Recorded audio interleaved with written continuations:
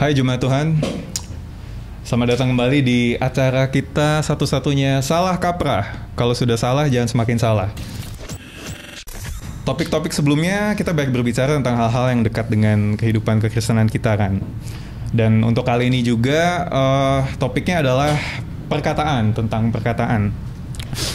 Mungkin mulai dari statement kali ya, saya sering mendengar nih Pak, perkataan kita dapat melakukan keajaiban, perkataan kita dapat memindahkan gunung dan lain sebagainya. Mungkin istilah yang lebih progresifnya itu name it, claim it ya. Kita sering dengar mungkin. Ya, betul. Dan sering dengar. Ya bagaimana itu Pak pendapatnya? Ya, jadi memang ini fenomena yang sudah puluhan tahun sebenarnya ya, dan masih berlangsung sampai saat ini. Dan kalau dibilang kontroversi jelas ya, walaupun banyak pendukung tapi juga banyak yang kontroversi. Nah, sebagai latar belakang, ini adalah satu, memang disebut movement ya, movement. Tapi tidak organisasi resminya, nggak ada. Ini juga bukan gereja. Tapi Word of Faith movement itu ya? Ya, Word of Faith movement kalau di sana ya. Tapi pokoknya ini semacam pengajaran yang cukup meresap ya di kalangan gereja, meresap cukup dalam. Ya, mungkin kita tanpa sadar atau entah disadari banyak mendengar dan banyak menganut juga, bisa jadi ya di antara kita menganut gitu. Jadi ini adalah penekanan yang berlebih-lebihan terhadap perkataan manusia. Ya, walaupun nanti pasti mengutip dari ayat-ayat Alkitab, ya, tapi ini tidak Alkitabiah. Nah, ini perlu kita sampaikan dulu di depan supaya jelas sikap kita. Berarti kita udah kontra nih ya. Ya, banyak ya, salah kaprah, betul. Salah banyak salah kaprah di sini. Name it, claim it. Ya, salah kaprah. Oke. Terus gimana? Nah, jadi konsepnya kira-kira ya, kurang lebih ya, walaupun nggak ada definisi yang disepakati, tapi kurang lebih kita mengamati dari berbagai pengajaran. Sebenarnya ini intisarinya tuh maksudnya iman, ya, iman yang ada di dalam setiap kita. Jadi pengajaran ini memandang bahwa iman itu adalah satu bentuk kekuatan, ya, satu power, satu kuasa, satu kekuatan di dalam kita, ya, yang harus diwujudkan, ya, diarahkan, ya, keluar dari kita gitu dengan kata-kata positif. Nah, jadi ini penting, ciri khasnya itu pokoknya harus keluar melalui kata-kata. Jadi bukan hanya menjadi keyakinan di dalam pikiran, tapi harus keluar di dalam kata-kata, perkataan. Untuk apa? Untuk supaya klop dengan konon kehendak Tuhan. Nah, tapi kehendak Tuhannya biasanya tidak akan jauh dari dua hal, yaitu kesehatan atau kesembuhan, dan kesuksesan atau kemakmuran atau keberhasilan atau kekayaan. Ya, jadi selalu ditujukan untuk menarik turun dua hal ini katanya. Ya, jadi itu terjadi ada di alam roh. Ya, kita harus dengan pikiran yang kuat, dengan perkataan yang terus-menerus diulang-ulang supaya menjadikan itu nyata, supaya turun dan kita alami atau kita miliki, kira-kira begitu. Ini kan kalau dari penjelasan tadi kan kedengarannya sangat apa ya, metafisik ya, sangat Scientology ya, sangat mind, it's all about mindset gitu-gitu.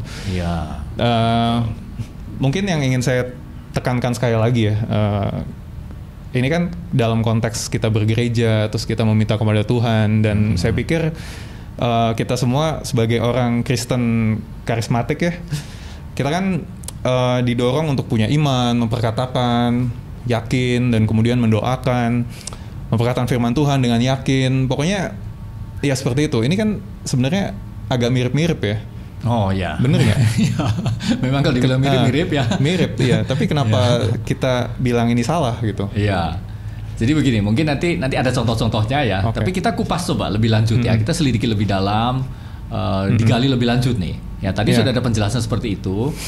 Nah, penjelasan berikutnya adalah ajaran ini yaitu menekankan prinsip-prinsip tertentu atau law ya, atau hukum atau prinsip. Misalkan prinsip yang disebut law of attraction. Ya, attraction maksudnya menarik. Ya, menarik atau membawa turun gitu. Jadi dikatakan bahwa betul tadi disinggung ya, dengan pikiran, dengan kekuatan pikiran. Jadi bisa positif, bisa negatif. Pikiran kita itu bisa menarik itu menjadi nyata. Ya, nah karena itu didorong jangan sekali-kali negatif katanya. Nah, lalu yang kedua, pikiran ini harus disuarakan, ya, diakui berulang-ulang, dibangkitkan, bahkan harus divisualisasi katanya. yang dibayangkan, divisualisasi. Jadi dianggap sudah gitu. Ya, itu kan belum terjadi. Tapi pokoknya di pikiran kita anggap itu sudah terjadi, sudah menjadi milik kita, sudah ada dan lain sebagainya. Ya, visualisasinya seperti itu. Nah, lalu ini juga menganggap bahwa di dalam kita itu ada satu energi. Ya, ada satu kuasa, ada satu power. Nah, karena itu biasanya cirinya pengajar-pengajar seperti ini sangat suka dengan kata dunamis. Ya, itu berasal dari dinamit, dari situlah muncul kata dinamit, artinya satu ledakan, satu power, ya begitu-begitu ya. Dunamis, dinamit gitu. Tapi berbicara tentang ini, nampaknya ini sangat dekat ya dengan kita ya. Kalau saya pribadi tadi dengar penjelasan Pak Yosef ini, ya saya langsung relate gitu, kayak saya pernah mengalami juga ada fase kayak ya semacam KKR gitu, terus kemudian pembicaranya berapi-api mengatakan ayo gitu kan. Iya, tapi gimana nih? Maksudnya apakah itu salah gitu ya? Salah ketika apa? Ketika ini menjadi terlalu berpusat pada manusia seperti itu, atau kita tidak bergantung lagi pada Tuhan, atau gimana? Ya betul. Jadi jelas memang akhirnya terpusat pada manusia, bahkan bahaya. Ya, bahayanya adalah mengangkat manusia ya, dan memang muncul di dalam statement-statement mereka ya bahwa kita ini adalah gods. Ya. Gods jamak gitu ya. Dengan G kecil katanya ya, Tuhan dalam T-nya tuh kecil. Ya sudah ada statement seperti itu. Ya, jadi bukan hanya berpusat pada manusia, tapi ingin mengangkat manusia seolah-olah sama dengan Allah. Ya, ada teorinya ya, cukup banyak gitu, penjelasannya cukup panjang, tapi kurang lebih kesimpulannya seperti itulah. Ya, karena itu salah satu yang terus didengungkan adalah bahwa kita bisa menjadikan sesuatu dengan perkataan kita. Ini kan kemampuan mencipta, ya, yang merupakan kuasa Allah. Ini kemampuan atau karakteristiknya Allah. Tapi dikatakan bahwa kita juga punya, ya. Nah, bahasa Inggrisnya speak into existence. Jadi kita bisa memperkatakan sesuatu dari tidak ada akhirnya ada, gitu. Ya, jadi ya itu banyak penekanannya. Ya, banyak betul. Sekali, ya? Cirinya sebenarnya cukup banyak. Ya, kedengarannya cukup ini ya, cukup provokatif ya. Tapi saya terlintas pertanyaan nih. Kan kita sebagai orang Kristen pasti kan ingin kehidupan kita bahagia ya di bumi ini ya. Kita ikut Tuhan, ya maksudnya banyak lah, mau ikut pikul salib apa segala macam, kita tahu itu. Tapi kita pun kan ingin, maksudnya hidup kita di dunia ini bahagia ya, nggak bisa dipungkiri gitu. Sukses apa segala macam, mengejar kehendak Tuhan, talenta yang Tuhan beri apa segala macam. Iya, apakah itu terdengar duniawi sekali, tidak boleh, atau gimana ya jadinya? Iya. Sebenarnya bukan masalah duniawi ya. Itu memang baik ya, hal yang baik. Ya, pasti di dalam rencana Tuhan yang sempurna juga. Bukan berarti bahwa kita selalu mencari yang susah-susah, penderitaan, bukan. Ya, kita juga harus membangun sesuatu, melakukan, mengejar yang baik. Ya, hal-hal yang umum, yang benar gitu. Tapi maksudnya adalah apa yang mereka tekankan, ya salah kaprahnya ini nih mengenai movement tadi, Word of Faith movement itu ya. Itu mereka mengajarkan mengenai kata-kata. Alkitab juga kan, ya banyak peringatan, banyak ajaran, didikan mengenai bagaimana kita memperkatakan. Iman jelas banyak diajarkan di Alkitab, ya tetapi berbeda, ya berbeda sekali gitu. Jadi, nah makanya ambil contoh aja ya, contoh pakai teks ya, teks Alkitab. Nah, ada sebenarnya banyak ya, tapi supaya nggak terlalu panjang, seringkali pengajaran itu mengutip Amsal 18 ayat 21. Ya, hidup dan mati dikuasai lidah. Siapa suka menggemakannya akan memakan buahnya. Ya. Nah, kita perlu memahami ya apa maksud Amsal ini. Konteks berarti. Ya, konteks betul. Sekali lagi ya kita bicara konteks ya. Bukan hanya Amsal ini, tapi keseluruhan Amsal. Ya. Jadi yang salah ya, itu orang menganggap Amsal itu seperti janji Tuhan. Nah, kalau janji Tuhan memang pasti terjadi. Ya, misalkan kepada kita orang percaya yang lalu jatuh di dalam dosa. Barang siapa mengaku dosa, maka ia adalah setia dan adil. Ia akan mengampuni, ia akan menyucikan kita. Ya, itu janji Tuhan dan itu pasti terjadi. Ya, tetapi tidak seperti itu kita memperlakukan Amsal. Berarti supaya jelas, kita menganggap Alkitab itu adalah janji Tuhan, benar nggak? Itu yang selalu kita tahu dan kita percaya ya sama ini ya. Tapi spesifik kitab Amsal, kita tidak bisa perlakukan itu sebagai janji Tuhan. Ya, maksudnya bukan hanya kitab Amsal ya. Bahkan kalau kita mempelajari narasi, tidak semua perkataan Tuhan kepada perseorangan itu boleh diterapkan ke kita. Ya, bukan hanya Amsal gitu sebenarnya. Misalkan Tuhan mengeluarkan janji-janji tertentu pada Abraham misalkan. Kita nggak bisa bilang bahwa itu juga buat saya. Berbeda gitu, berbeda misinya. Ya, tapi coba saya selesaikan dulu. Ya, Amsal itu sebenarnya apa? Sebenarnya itu adalah intisari dari kebenaran umum. Ya, jadi Tuhan memakai penulis Amsal sebagai orang yang mengamati ya kehidupan. Lalu Tuhan juga memberikan dia hikmat untuk lalu membuat intisari, menyarikan kebenaran-kebenaran dari hasil pengamatannya. Dan ini akhirnya menjadi nasihat, menjadi didikan, menjadi satu kebenaran umum. Ya, dan itu sebenarnya ada dengan jelas di tujuan dari Amsal itu sendiri. Nah, saya baca aja ya, Amsal pasal 1. Amsal Salomo bin Daud Raja Israel. Untuk mengetahui hikmat dan didikan. Untuk mengerti kata-kata yang bermakna. Untuk menerima didikan yang menjadikan pandai, serta kebenaran, keadilan, dan kejujuran. Untuk memberikan kecerdasan kepada orang yang tak berpengalaman. Dan pengalaman serta kebijaksanaan kepada orang muda. Ya, jadi misalkan orang muda dia melihat hidup, dia akan belajar sesuatu kan. Jadi bukan hanya hubungan vertikal dengan Tuhan, tapi juga hubungan horizontal. Jadi di sini banyak etika, banyak moral, ya dikemas dalam peribahasa lah kira-kira gitu. Ya, itu tujuan dari Amsal. Tapi lalu orang ambil satu jenis Amsal dan mengatakan bahwa itu pasti terjadi seperti hukum. Ya, bukan. Tidak seperti itu cara kita memperlakukan Amsal. Dan itu juga dengan seluruh kitab-kitab yang lain. Kita harus lihat ya. Lihat. Nggak bisa pukul rata gitu maksudnya. Ya, demikian juga ketika kita menggunakan itu untuk menyatakan iman ya, mengklaim sesuatu. Ya, betul. Nah, ya, itu ada contoh lagi ya, coba saya baca ya. Ini ada satu teks lagi di Matius 21, karena ini juga cukup sering muncul. Ya, Matius 21 ayat 21 sampai 22. Yesus menjawab mereka, "Aku berkata kepadamu, sesungguhnya jika kamu percaya dan tidak bimbang, kamu bukan saja akan dapat berbuat apa yang kuperbuat dengan pohon ara itu, tetapi juga jikalau kamu berkata kepada gunung ini beranjaklah dan tercampaklah ke dalam laut, hal itu akan terjadi. Dan apa saja yang kamu minta dalam doa dengan penuh kepercayaan, kamu akan menerimanya."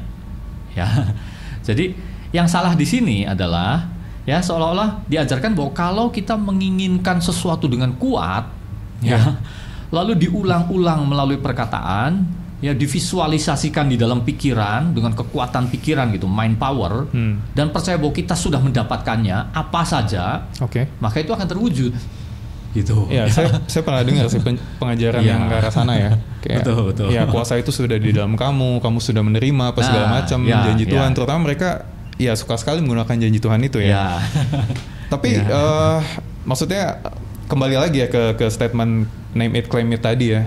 Kalau misalnya name it claim it itu kan terdengar sangat ekstrim ya, sangat progresif gitu. Tapi kemudian ya balik lagi tadi gitu ke kehidupan kita sehari-hari ya, berjemaat, berkomunitas, kita mendoakan orang, kita lagi ada dalam masalah gitu, kita ingin lepas dari masalah itu maksudnya. Kemudian kita tahu sekarang ya, the truth adalah, maksudnya kebenarannya tadi gitu, kita tidak bisa menjadikan ini nih kayak seolah-olah kekuatan pikiran gitu ya. Kita nggak bisa mengutip Alkitab main comot kemudian kita jadikan ini kebenaran. Tapi kan tetap gitu, ketika kita ada dalam masalah, kita harus memperkatakan sesuatu kan. Kita harus punya iman terhadap sesuatu gitu. Kalau kita nggak mengimani bahwa saya sudah lepas gitu, saya sudah bahagia, maksudnya saya sudah lepas dari masalah gitu, saya sudah sembuh. Kemudian ya apa gitu yang harus kita klaim? Janji Tuhannya apa gitu? Betul.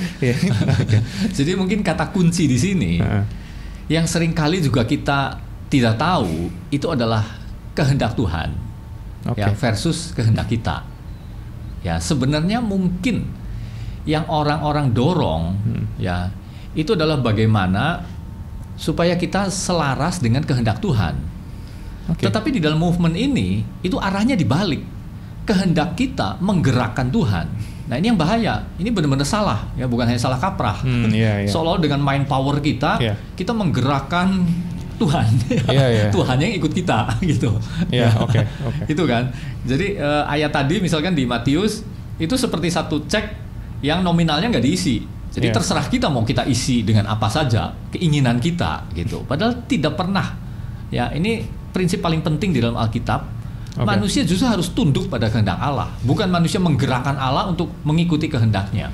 Oke, kalau gitu dalam konteks ya mungkin ya, biar lebih sederhana ya. Let's say kita lagi terlilit hutang gitu ya, bukan hutang, mungkin apa ya, ada dalam masalah deh gitu. Mungkin kerjaan kita, apalagi situasi sekarang kayak COVID, kerjaan kita diambang ketidakpastian, terus kita juga terlilit masalah ekonomi. Nah, di titik terendah seperti itu, orang kan pasti akhirnya berseru ya dari dalam hatinya gitu pada Tuhan. Kemudian dia bertanya gitu, dan kemudian dia mau percaya, dia mau mengimani. Seperti apa mungkin kalimatnya ya, supaya kita bisa lebih punya punya discernment ya, bisa membedakan batasnya mana, ekstremnya di mana. Ya tentu saja kita nggak bisa mengatur orang ya, pengajaran sampai kalimat diatur jelas nggak bisa. Ya, kita hanya bisa memberikan prinsip ya yang benar, yang alkitabiah untuk orang ikuti. Nanti di atasnya orang membangun sendiri. Ya. Nah jadi mungkin jadi balik lagi, kita harus benerin dulu nih ya yang salahnya ya. Nah memang karena ini cukup banyak ya, ayat-ayat yang dipakai cukup banyak, mau nggak mau kita ambil contoh lagi ke teks ya, balik lagi ke teks gitu. Misalkan yang Matius 21 tadi yang saya sudah baca ya kan, itu kan seolah-olah orang lepaskan ayat ini lalu katakan bahwa kalau kita menginginkan sesuatu ya pokoknya name it, claim it ya, atau what I confess, I possess. Ya, apa yang saya perkatakan, pengakuan yang positif, akhirnya pasti jadi milik saya gitu. Nah enggak, tergantung apa dulu yang saya confess. Ya, kalau confess ini lalu kita isi dengan segala rupa-rupa keinginan seperti saya katakan, biasanya ditujukan kepada dua topik tadi. Kesehatan, ya, kesehatan dan kemakmuran, kesuksesan. Ya, pasti tidak jauh. Ya, akarnya itu selalu ke sana. Ya. Jadi, misalnya gini, Yesus kan bilang, jikalau kamu berkata kepada gunung ini, beranjaklah dan tercampaklah ya ke dalam laut, hal itu akan terjadi. Nah sekarang saya tanya, ya kita tanya aja, pernahkah ada orang yang memindahkan gunung dengan perkataannya? Ya. Sepertinya sepanjang sejarah manusia belum pernah ada. Ya, mungkin ya. Memang di Alkitab juga nggak dicatat, ya. Jadi tidak ada. Ya. Tapi bagaimana dengan mujizat yang selevel? Membelah laut misalkan. Iya pernah, kita semua tahu kan? Ya Musa kan, ya. Lalu ada lagi yang mungkin cukup dahsyat juga. Seolah-olah dengan perkataannya lalu terjadi gerhana. Ya itu zaman Yosua waktu dia lagi perang kan, melawan orang Amori. Ya dia suruh matahari berhenti. Sebenarnya itu adalah gerhana anular pertama yang dicatat katanya, yang tertua, dan dibuktikan katanya itu terjadi 3224 tahun yang lalu. Ya jadi udah sepakatlah ahli juga. Nah itu kan terjadi perkataan kan. Nah pertanyaannya, mengapa itu bisa terjadi? Apakah karena kehendak manusia, ataukah karena kehendak Allah? Jadi sesederhana itu. Ya kalau kita lihat konteksnya memang karena itu ada rencana Tuhan ya, bagian dari rencana Tuhan. Betul. Nah justru itu maksud saya. Jadi maksud saya kehendak Allah versus kehendak manusia. Nah, manusia ini mengklaim bahwa dia punya power, dia punya kuasa, walaupun itu kuasa dari Tuhan, pakai untuk lakukan apa saja. Nah ini bahaya. Nah lalu saya perpanjang lagi ya. Lalu balik lagi, ini sekali lagi konteks ya. Kalau Matius 21 tadi kita harus lihat konteks. Jadi begini, ya maaf ini agak panjang dikit. Mudah-mudahan saudara-saudara juga sabar. Ini kan perkataan Yesus di dalam minggu terakhirnya, pada waktu dia akhirnya sampai ke puncak karya penebusannya. Dicirikan dengan beberapa peristiwa di sini. Pertama dia masuk Yerusalem, ya terakhir kali itu berarti, di mana orang menghamparkan baju, lalu orang melambai-lambaikan daun palem, ya mengatakan hosana hosana bagi anak Daud, diberkatilah dia yang datang dalam nama Tuhan. Naik keledai. Setelah itu yang Yesus lakukan, peristiwa kedua adalah dia menyucikan bait Allah.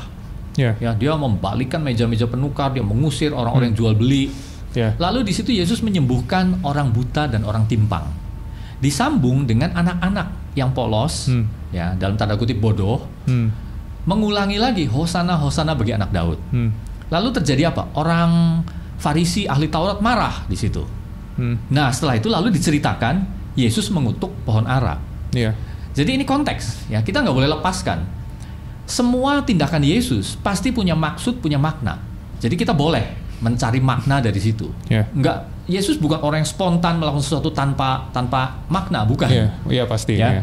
Nah, Lalu yang Yesus lakukan kan mengutuk pohon ara sehingga kering. Nah, ini boleh dikatakan tindakan simbolik. Di satu sisi kita melihat bahwa sistem bait Allah itu sudah kelihatannya sih ya mapan di luar ya betul, tapi bobrok ya seperti pohon ara gitu, daunnya ada hijau ya tapi nggak ada buahnya. Demikian pula dengan sistem keagamaan orang Yahudi itu. Ditunjukkan dengan bagaimana mereka selalu menolak Yesus. Jadi kita lihat Yesus mengutuk pohon ara langsung kering.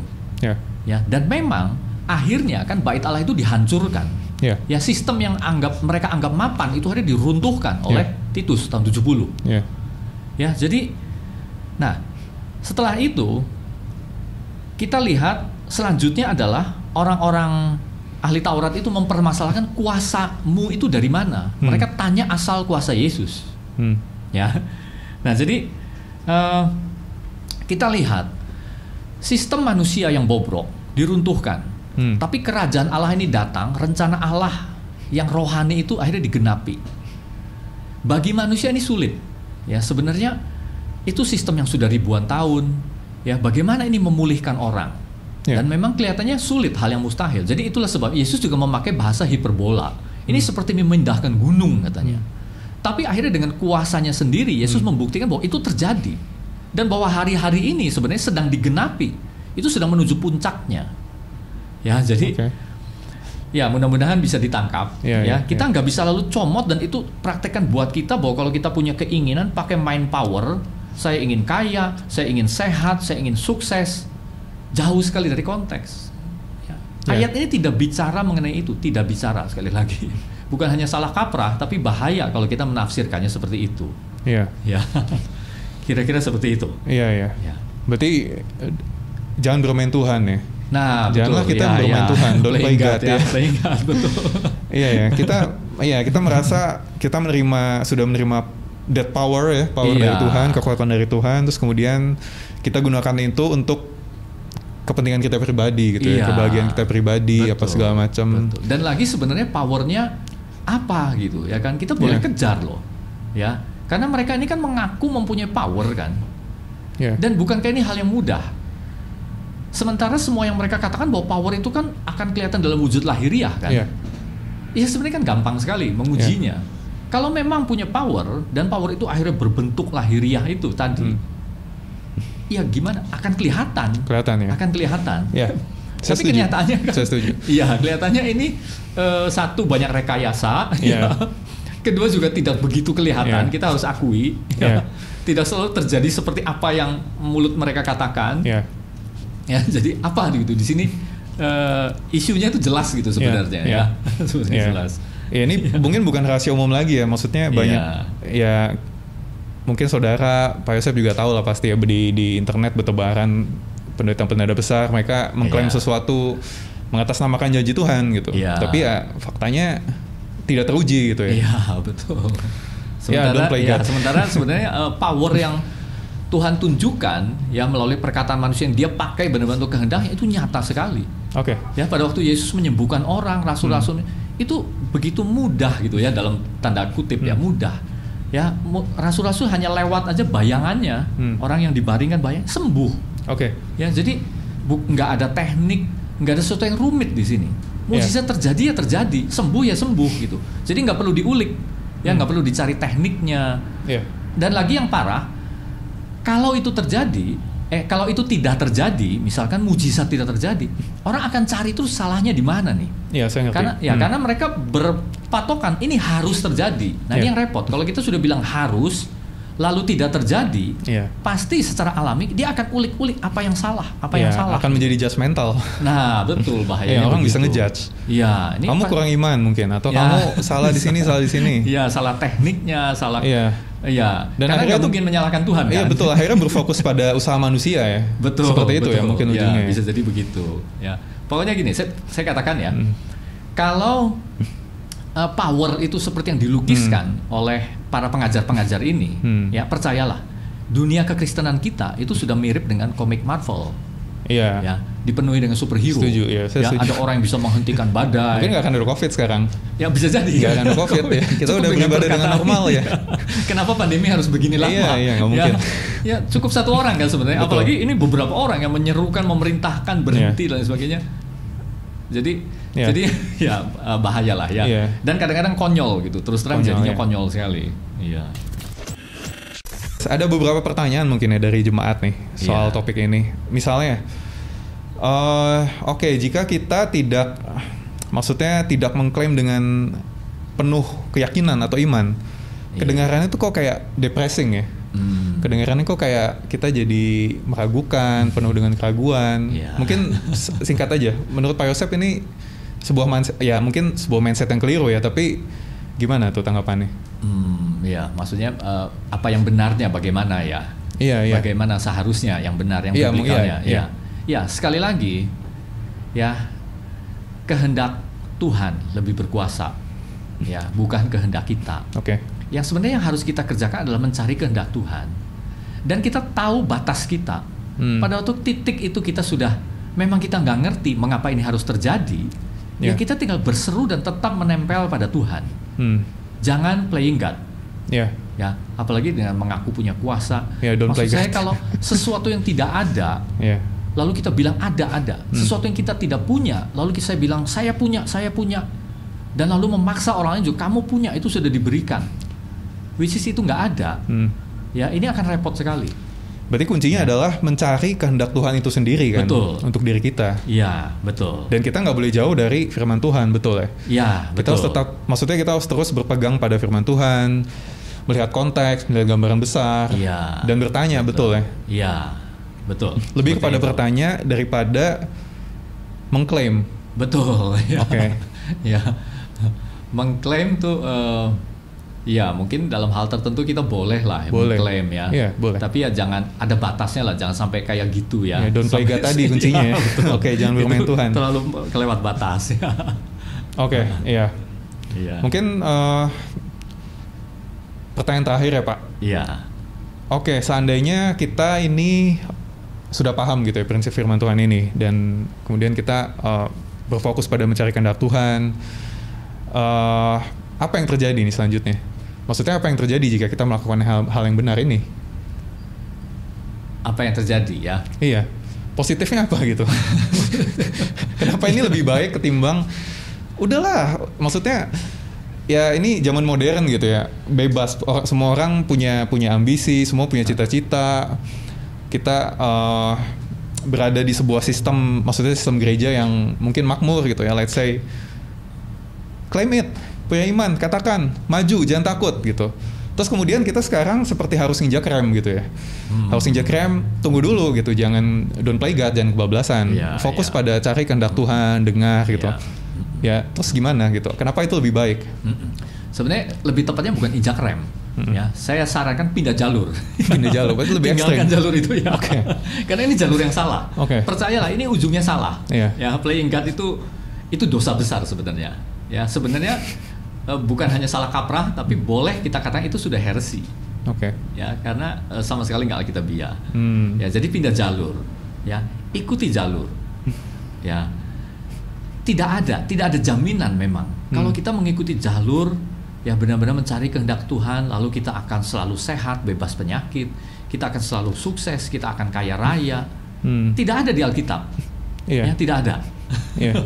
Tapi itu akan dibantah oleh penganut Word of Faith movement ini. Iya. Karena mereka pasti akan bilang tadi ya semua sudah ada di firman Tuhan gitu. Kita udah dibebaskan sama segala macam. Iya. Iya. Iya, betul. Ya, jadi kalau kita mau meng-counter itu ya, nanti akhirnya kita akan terus mencari teks ya, lalu kita koreksi lagi, teks koreksi kita, dan itu cukup banyak ya, pekerjaan cukup besar. Jadi yang penting kita tangkap prinsipnya ya, dan kita lihat ya apa yang dikatakan di Kisah Para Rasul, ya apa yang dikatakan ditulis di dalam surat-surat rasuli, ya itu teladan kita. Dan sepanjang sejarah gereja juga cukup banyak teladan, ya banyak sekali teladan. Ya, ikut Tuhan bukan hanya mengejar sukses. Ya, kadang-kadang Tuhan memberikan kesuksesan. Ya, kita bisa tapi lihat. tidak kepada 100% orang percaya. Ya, beberapa orang mungkin mengalami pergumulan. Ya, dan kalau kita katakan bahwa kamu terus-menerus berada dalam pergumulan karena kamu tidak punya iman. Kamu terus-menerus sakit, bahkan kamu tidak sembuh karena kamu tidak punya iman atau salah ini, salah itu. Ya, just mental ya. Ya, hanya bukan begitu ya, hanya bukan begitu. Oke. Penutup? Ya, baik. Jadi sebagai penutup ya, mungkin saya akan bacakan saja ya dari Kolose 1 ayat 9 sampai 12, tapi ini dari terjemahan dari satu versi yang berbeda ya. Jadi bukan King James, bukan NASB. Ya, jadi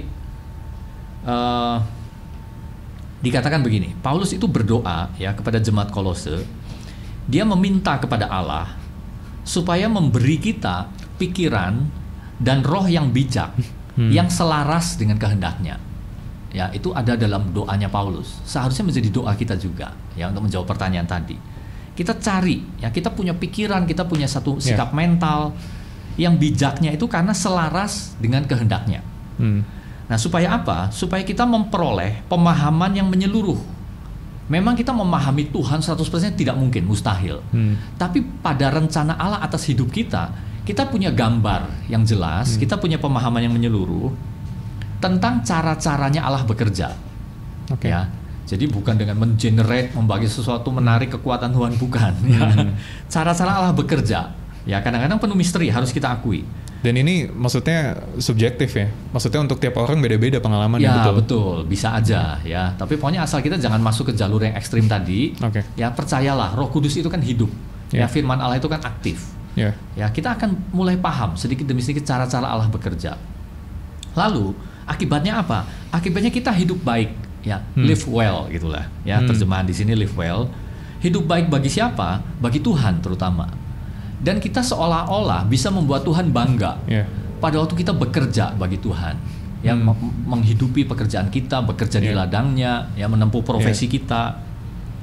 Lalu dengan demikian kita akan makin dan makin memahami, ya, Allah bekerja itu bagaimana. Nanti kita juga akan lebih memahami dan semakin memahami bagaimana mengerjakan bagian kita. Ya, jadi pusatnya selalu pada Allah. Ya, ini mulai kelihatan bedanya sekarang. Ya, betul. Nah, lalu selanjutnya, memang kan kita perlu kekuatan. Dari situlah saya percaya kita akan mendapat kekuatan untuk bertahan. Kalau kita ada pergumulan, kita punya kekuatan untuk bertahan, berjalan dan melewati. Ya. Nah, dan ini bukan hanya jangka pendek, tapi jangka panjang, karena hidup kita kan ada satu jalan. Ya, betul. Ya, kita nggak berharap besok mati. Ya, kita punya pengharapan kita akan bekerja, berkarya. Ya, tapi kalau waktu Tuhan panggil, ya panggil. Jadi bukan berupa kekuatan yang kosong gitu. Ya, kita mengenerate, membangkitkan sesuatu yang tidak ada. Apalagi berasal dari diri kita sendiri. Walaupun kita klaim itu pemberian Tuhan. Tapi kalau tidak ada, jangan dijadikan dasar. Ya, tapi kita tetap bergantung. Jadi kekuatan itu berasal dari Tuhan. Nah, kekuatan itu mampu bertahan sedemikian sehingga ini malah menjadi sukacita. Ya, jadi meluber gitu loh. Ya, bukan hanya cukup untuk kita, tapi meluber keluar. Jadi bisa berdampak pada sekeliling kita. Dan akhirnya kita bisa bersyukur. Ya, ini versi penjelasan atau versi sehari-hari dari ayat 12. Bersyukur pada Bapa Tuhan yang menjadikan kita kuat untuk ambil bagian di dalam segala apa yang disediakan bagi kita. Termasuk pergumulan, termasuk sukacita, termasuk kesuksesan. Ya. Jadi itu. Biarlah ini semua tetap menjadi misterinya Tuhan, betul ya? Ya, beberapa bagian jelas ini akan tetap menjadi misteri. Banyak yang tidak bisa kita pahami ya. Ya, seringkali begitu. Ya. Kita ingin semua bisa jelas jawabannya, tapi kenyataannya enggak. Ya, tapi yang jelas jangan bermain Tuhan ya. Ya, betul. Itu berbahaya sekali. Ya, demikian Salah Kaprah hari ini. Terima kasih, sampai bertemu di episode selanjutnya. Terima kasih.